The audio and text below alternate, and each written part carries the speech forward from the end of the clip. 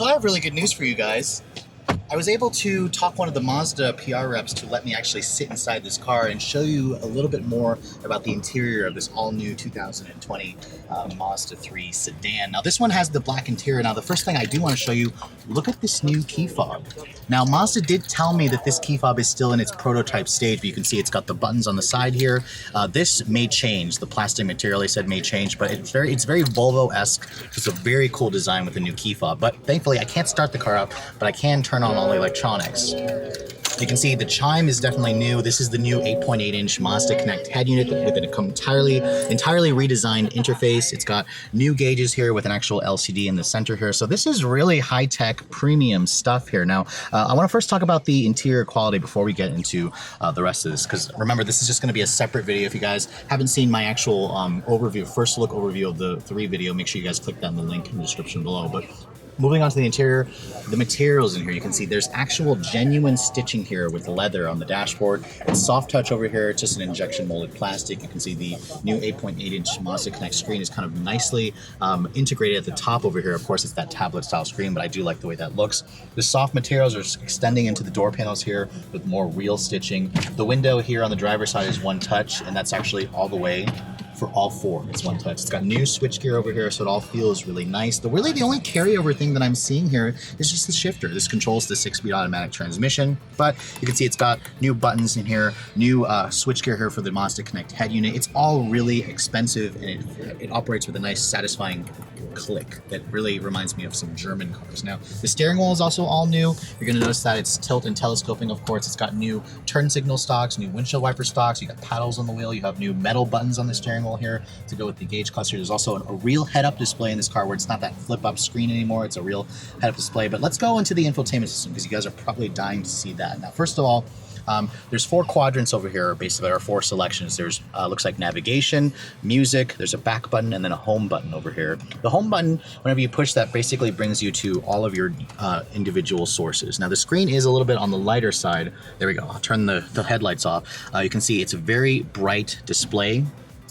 This is actually my first time using the infotainment system. Now, this one doesn't have the navigation card slot in there, but I'm surprised there's a little bit of real estate, empty real estate here. I was kind of hoping Mazda would extend it, but it's still a huge improvement over the 7-inch display.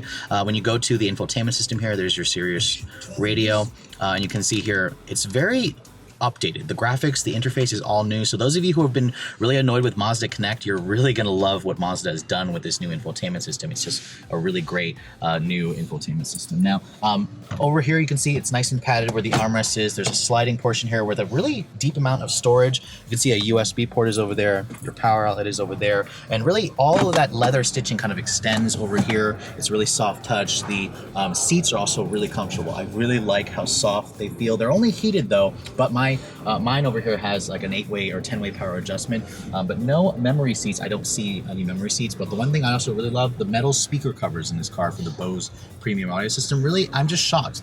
I'm just surprised that there's no cooled seats. You can see it's got 3 level heated seats here and kind of an empty button over there. You have dual zone climate control.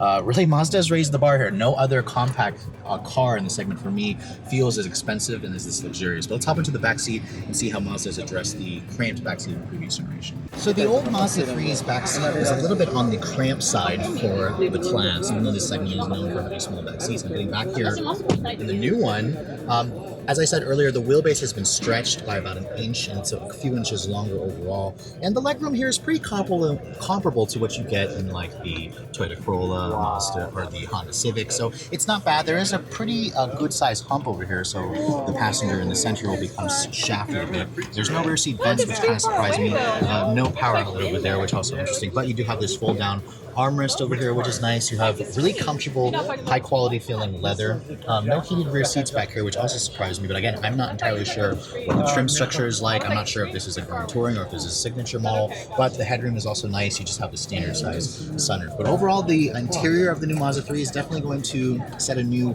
benchmark for the segment when it does go on sale in the spring of 2019. For Redline reviews at the 2018 Los Angeles Auto Show, I'm Sophie.